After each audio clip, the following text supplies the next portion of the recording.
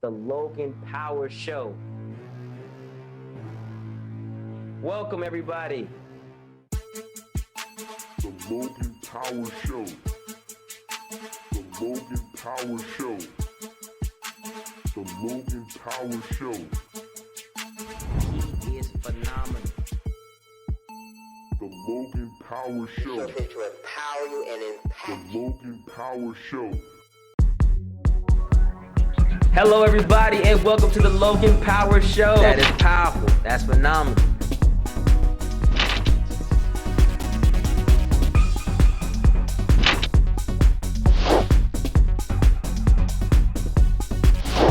That's phenomenal.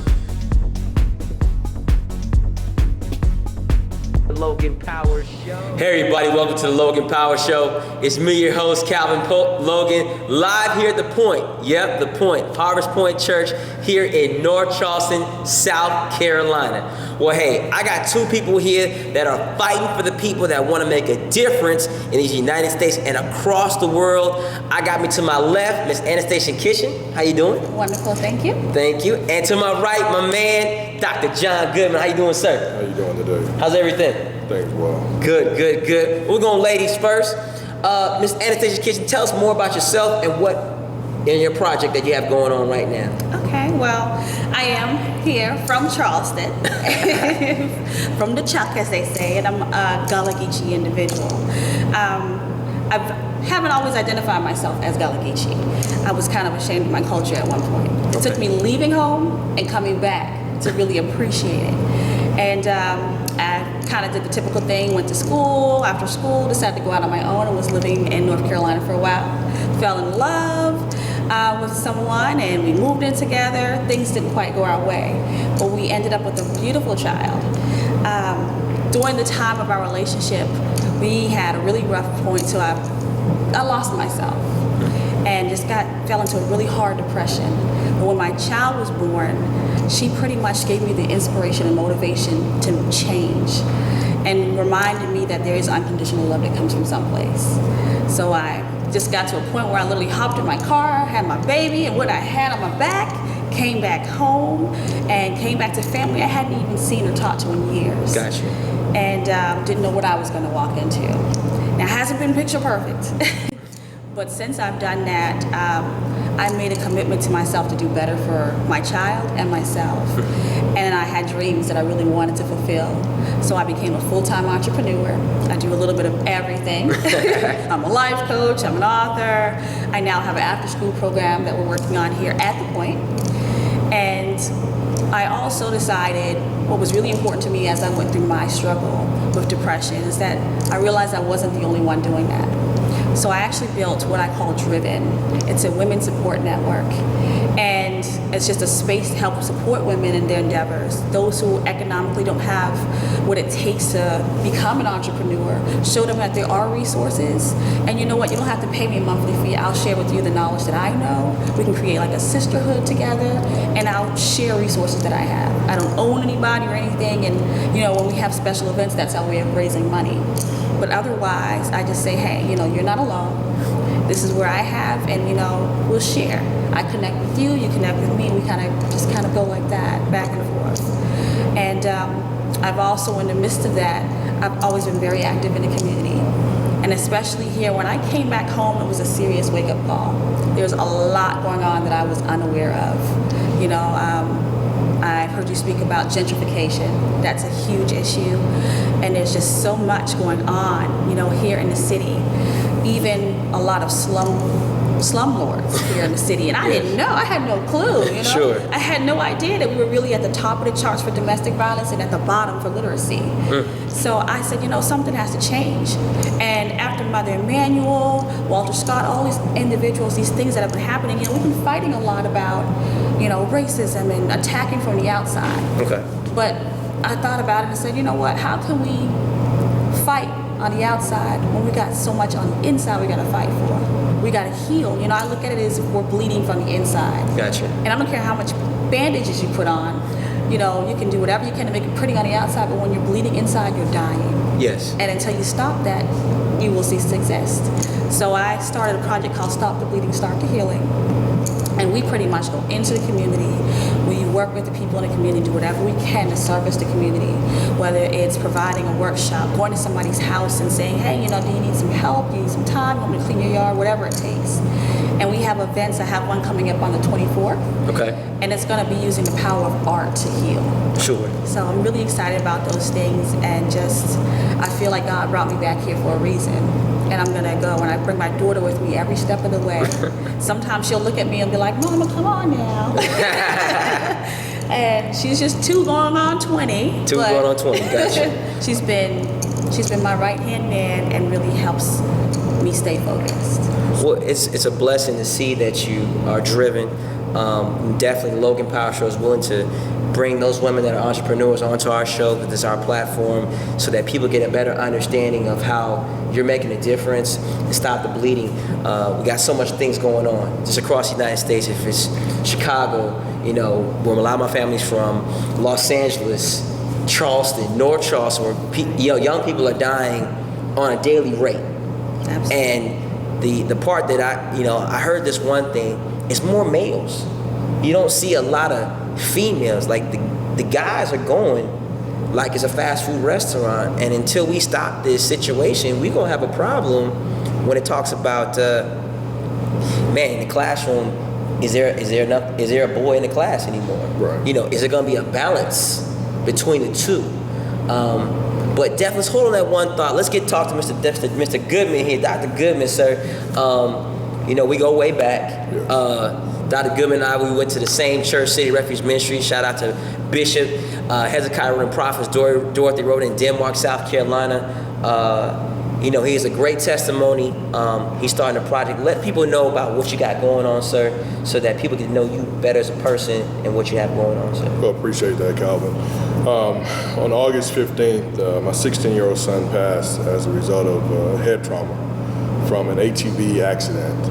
And I'm in the process now of establishing a nonprofit organization, a scholarship, and eventually a foundation in his honor. And what I purpose for being here today is to bring awareness to what we're trying to do.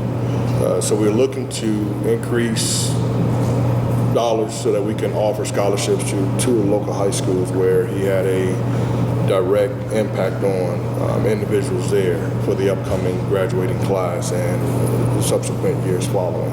Yes, sir. Your son, Jay's a great young man. I remember when he was my son's age at like 5, little man. Right. Now, I know it's been tough for you, sir. Me, I've always had you in my prayers. The reason why I brought Dr. Goodman on the show is that we go way back. I told him, I said that I love him to have his, tell him, he said he was doing a GoFundMe to raise dollars to make a difference. And I told him, I said, hey, come on to the show, talk about it. Now, I know for you it's kind of tough. Your son, tell us more about Jay. What makes him so special? Why is it that you're going to do this scholarship at such a early part stages that you're going through? Tell us more about your son. Well, Jay was a very impactful individual. Even at the age of 16, he was sort of a quiet leader. And he walked softly, but he carried a big stick. And the impact that he made in his 16 years was more than a lot of people have made in probably 60 years of living. We had a celebration ceremony for him, and over 1,000 people. And if you're familiar with Denmark and that community, it's a small community, but over 1,000 people came out to celebrate his home going. And so it's a situation to see that the impact that he had. There is a situation where Bamberg County, Denmark and Bamberg are not together.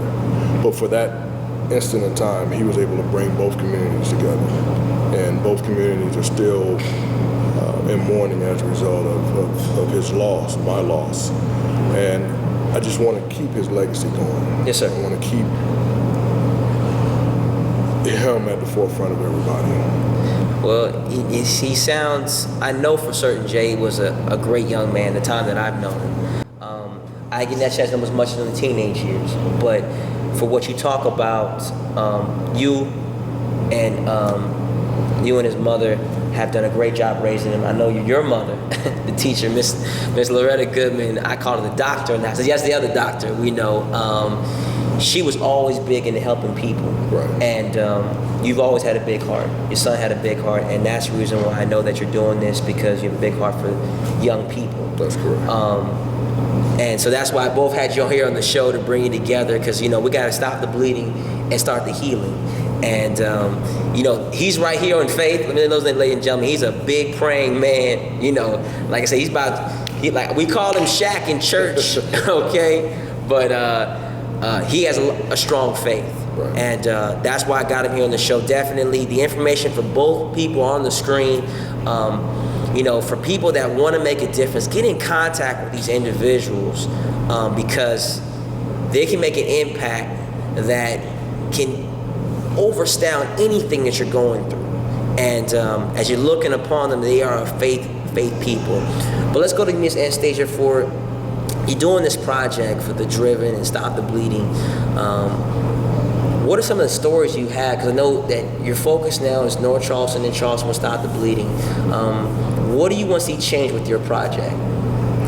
Honestly, one of the things that I've noticed since I've been home is the resistance to change. Our biggest thing with Stop the Bleeding, Start the Healing is to educate in the sense of making people aware of their problem. Let's be real. Let's break out of this whole, okay, you know what, this has been going on for years, or it's none of my business, so let me just stay here while the whole neighborhood's falling down around them. Sure. And while people fail to realize that gentrification, domestic violence, rape, even just the issues after the storm and the lack of assistance for some people, things are already knocking on your door. Death is knocking on your front door, but people don't realize that until it hits them directly. So to prevent those problems, we want to educate them and make them aware. Health is a big part of that. Even with building self-esteem and confidence, people fail to realize, especially in the Black community, mental health, these things are important. And whenever you have a situation, people tend to wait to the last minute. They find a lump on one side, as long as they got one on the other, they're good. So to really break through a lot of these things that have already been embedded in their minds, we got to kind of change their mindset. And after we educate them, then we can create a plan so that we can make some changes. I really want to see people step up a lot more, give them some more confidence to make changes, and listening to the people that are here trying to do so. We don't support each other enough. Definitely. So I really would like to see more of a community. We got to bring back the unity in community. We once upon a time were a community. We knew our neighbors' names. Sure. If something was going on, I'm a single mother, and sometimes things happen. Maybe there's plans, but my time is not always my time. So to have my neighbor that would say, hey, I've got you. She knows my name, knows my child, and I can trust. To bring that back to the community is a dream that I have. Because the bottom line is, even if I don't experience that in my lifetime, I do have my daughter that I want to experience that. And in order to tackle these other things, these bigger issues that have always been here, like racism, we have to bring back that as a body of people. We have to be more self-reliant. We've got to be able to not only teach our children, but to teach ourselves, listen to our elders. There's a disconnect between the older generation and the youth. Gotcha. And that they're missing that education. They are missing that education. You are bringing a great point that the community has to get back together. That's how it's going to heal. It's going to require us, stepping across the aisle, shaking each other's hands, bringing it together. Now, Dr. Goodman, for the scholarship that you're trying to create for your son, the J Scholarship, what type of student are you looking for to make an impact, to sow into their lives? What kind of person are you guys trying to focus on when they say they're trying to get some help for college, for school? What kind of person are you looking for to come to you and give them that opportunity? It's a very good question, Calvin. What we're looking for is that student who, is a student athlete, and understand that student is first, meaning that they're being involved in the classroom, not necessarily the A student, because sometimes the A student is not always going to be the best student, but someone who has that drive, who has been accepted to a college and is looking to make a difference in their lives, so ultimately they can make a difference in someone else's life. I'm a firm believer that in order for you to help someone else, you have to be in a position to help them. Sure. And education is one of the key components, in my opinion, in order to be able to obtain other things. There's no guarantee with education, but it affords you more opportunities, potential opportunities, I would say. So as a result of that, we're looking for just the well-rounded student athlete who has aspirations of going on to college, who's been accepted to college, and who is looking to make a difference once they have obtained a certain level. Definitely. You know, for those who do not know, Dr. Goodman doesn't play now. Let me tell you something right now. If you're gonna come get the scholarship, he's gonna go out all for bat for you. I've known this family for 10 plus years. I can rest assured that once you get the opportunity to get the scholarship, I would recommend either let him mentor you to either how to be a man, how to be a father. If you ever seen him with his son Jay, or with his son now, that's still living. He's in the audience right now. He's doing my Periscope. Shout out to him. Thank you so much. Doing your thing, big man.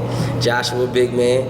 I want for people to understand that you're going through a tough road, but I know Joshua is going to be the guy who's going to bring you through. Yes. And I know he's a fighter. You're a fighter too. What do you say out to those fathers or to those parents? You know, because we've had a lot of young people dying these days, Right. and a lot of these parents, kids 18, 17, 16, 15, young girl that was 8. What are some things that's helping you get through day after day for yourself? Well, for me, the first thing I would like to say to the parents is that you need to cherish every moment that you have. For me, it was a situation at 1:32 on that Thursday. I had no idea that would be the last time that I would see Jay in his normal state. But having the moments that we've spent together, the times that we've gone places, and I was a father. I am a father. So it wasn't a situation where I didn't know who he was and had to show up at the last minute and try and make amends. So I would say to the parents, cherish every moment. Because in the society, the state in which we are in right now, we don't know when that might be the last moment. And to the kids, to the children, I would say, you need to live your life as if you have purpose. And have a direction, a goal of where you want to be, what you want to do, and strive for that. And at the end of the day, we want to challenge everyone to play for Jay, and that's the mantra that we're going with, because that's the way he lived his life. I got you. I think about a lot of people young kids who commit suicide or who are, because of violence, lose their lives. But Jay lost his life as a result of doing something that he enjoyed doing. And I'm more at peace with that, because it wasn't a situation where he was in an adverse situation. He was doing something he really enjoyed. And he was a great student, had a 4.2 GPA. So it wasn't a matter of if he was going to college, but where he was going to go. I remember a conversation he had with me. He said, Dad, I'm at a crossroad. I said, what do you mean, son? He said, I don't know if I want to be an aerospace engineer or a computer engineer. I said, oh, man, I can't believe that. Either one of those situations would have been a great outcome. And, like I said, he was the type of person who worked diligently at his craft, and his craft was basketball. So that's why we're looking for the mix of someone who is excelling in the classroom and is excelling at their sport. It doesn't necessarily have to be a basketball player, but the student athlete. Gotcha. Stressing the word student first. Definitely. Play for Jay, that's the thing you want to do. My slogan with my kids, we work hard, we play hard. Yeah. That's the thing. And Jay's a work hard to play hard type of person. He had a strong foundation, 2 parents that loved him, strong family background, had a grandmother that was crazy about him. And education was always first. I'm listening to that right now. There was no such thing as like, I'm going to go to school. No, you're going to school, hit them books, get it together. But definitely, you're trying to make a difference, stop the bleeding. And we understand that it's going to be a process. For those that are watching, you got Stop the Bleeding, the Driven for Women entrepreneurship program. For someone that's out there that's seeing you, what are you looking for a candidate for coming to you, for a woman that says, hey, I want to start my own entrepreneurship? What are some kind of the criteria you're looking for? And also for Stop the Bleeding, what are some angles you guys trying to do to help fix the problems that we have going on right now in our city? Well, I think one of the important things is, like mentioned, purpose. What is it that you want to accomplish? And as far as women, any entrepreneurs coming to me, I just want you to come to me with a dream. And as you have that dream, faith not in just me, but in yourself and in the man upstairs, to know that, as long as I have this purpose and I have this dream, it will be fulfilled. And to be patient, because it does take a lot of hard work, a lot of sacrifice. As a single mother and entrepreneur myself, there's been times where the funds just weren't there, I've been that person driving in the car going, okay, all right, my little Charlie engineer could, I think I can, and praying we got over the hump and pulled into a gas station and cut off, It happens, but to understand that you should have to remain faith. And just know that God's gonna bring you through it, He brought you to it, He'll bring you through it. And I'll help you in that sense. And if there's something that I don't have an answer to, I'll connect you with someone who does. And as far as Stop the Bleeding, as long as you want that change to happen and you remain consistent, then it will happen. And we'll do it together. It doesn't happen to happen in just Ferndale or in Wayland community, but the goal is to happen throughout the Charleston area, to reconnect places that separate themselves, like Mount Pleasant and Charleston, and bring back the culture that's been lost, For us to all work together is my goal. I don't care what denomination you are, gender, your sexual preference. It's just a matter of an individual that wants to make these changes take place. And there might be something important that I'm missing. Bring that to me, bring that idea, and we'll work through it. Definitely, we're gonna work through it. And so, as you can see, I told you, I got faith-based people here. We wanna thank Mr. Anastatia Kitchen for coming onto the show. Thank you. Dr. John Goodman, how you? Thank you so much for coming on, sir. But I'm gonna let you get one of the last endings, sir. For those that are watching, tell us what do you want to see happen at the end of the day from your scholarship fund for your son? What do you want to see happen for him? Well, ultimately, one of the things about me, I'm a big thinker. Like I said, I want to start it off with the 2 local schools, but I'd like to try and grow it to where it's a state, maybe even a national campaign, whereas we can be able to offer more scholarships to more people and larger scholarships to individuals, and hopefully get it to a point where we can pay for someone to go to school. So, because I want to make a difference, and I want to use this platform to try and make a difference in someone else's life. Yes, sir. Well, I love you, sir. Love you. And I appreciate you so much. And like you said, I tell you again, great people, Mr. Anastatia Kitchen, Dr. John Goodman, definitely people you want to get connected with. It's time right now, 2015, make a difference. Get off the couch, do what you got to do. You don't have to always be the one that's be the leader. You can be the follower making the difference for these people. You can get in contact with them today. The information is on the screen. My name is Calvin Logan, the Logan Power Show. We are here to make a difference for everyone here that's watching. Thank you for watching, supporting us nationwide, worldwide. We love you, and we'll see you on next week. That is powerful. That's phenomenal.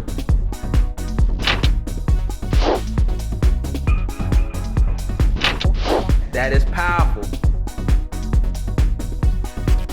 My name is Calvin Logan.